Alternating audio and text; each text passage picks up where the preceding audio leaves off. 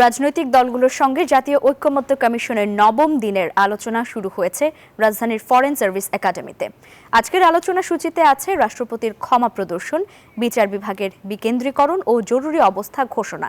সভার শুরুতে ঐকমত্য কমিশনের সহসভাপতি অধ্যাপক আলী রিয়াজ বলেন, এখনো ২০টির মতো গুরুত্বপূর্ণ বিষয়ের সিদ্ধান্ত হয়নি, সেগুলো নিয়ে আলোচনা করতে হবে।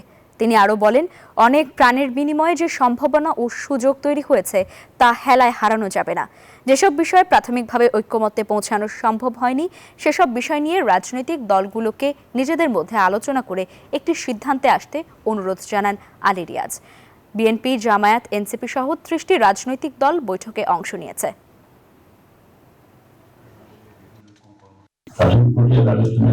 কর্মগত অবস্থানগুলো আমরা বুঝতে পারি, অন্যদের ক্ষেত্রগুলো বুঝতে পারি, এবং সেই ক্ষেত্রগুলো নিয়ে আপনারা যারা দলের অভ্যন্তরে এবং আপনাদের জোটে আপনাদের সহযোগী সমর্থকের সাথে কথা বলতে পারেন, সে সুযোগটা আমরা রাখতে চাচ্ছি। আমরা পরবর্তী পর্যায়ে এসে দেখবো যে এগুলো নিয়ে আমরা সহজে আসলে এক জায়গায় সিদ্ধান্তের অগ্রসর পাবো। সেই কারণে আমরা এখন যে সমস্ত বিষয়ে অমীমাংসিত থেকে গেছে প্রাথমিক পর্যায়ের আলোচনায়, সেগুলো আলোচনা সকল মিলে আলোচনা করার জন্য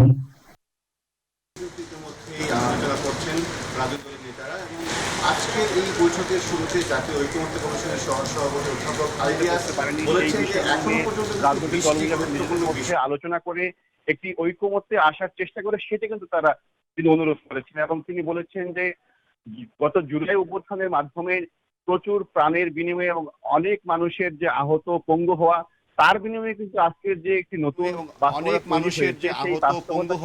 তার বিনিময়ে কিন্তু আজকের যে একটি নতুন বাস্তবতা তৈরি হয়েছে, সেই বাস্তবতাকে ধারণ করে বাংলাদেশকে সুন্দরভাবে এগিয়ে নেওয়ার জন্য যে সংস্কার প্রক্রিয়া, সেই সংস্কার প্রক্রিয়াকে সম্পন্ন করে দ্রুত একটি জুলাই সনদ তিনি ঘোষণা করতে চান। এবং জাতীয় ঐকমত্য কমিশনের পক্ষ থেকে রাজনৈতিক দলগুলোকে আহ্বান জানানো হয়েছে যে রাজনৈতিক দলগুলোতে মিনিমাম ছাড় দিয়ে হলেও একটি ঐকমত্যের বিষয়ে তারা একমত হয় এবং একটি জুলাই সনদ করার বিষয়ে যাতে সবাই একমত, সেটি কিন্তু অনুরোধ জানিয়েছেন। এবং আপনি জানেন যে গতকাল কিন্তু এখানে যে বৈঠক ছিল, সেখানে তত্ত্বাবধায়ক সরকার ব্যবস্থা এবং জাতীয় সংসদের সীমানা নির্ধারণের বিষয়ে কিন্তু রাজনৈতিক দলগুলো একমত হয়েছে।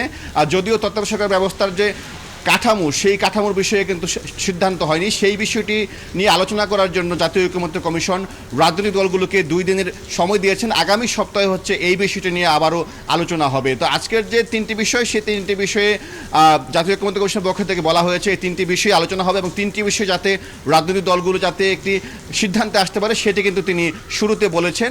এই ছিল আমার কাছে রাজধানীর ফরেন সার্ভিস একাডেমি থেকে সর্বশেষ খবর। সাইফুল, ধন্যবাদ আপনাকে। বান্ডেল থাকলে প্রতি সেনমানিতে টাকা বাঁচবে। বিকাশ সেনমানি বান্ডেল কিনে জিতুন প্রতি লেনদেনে।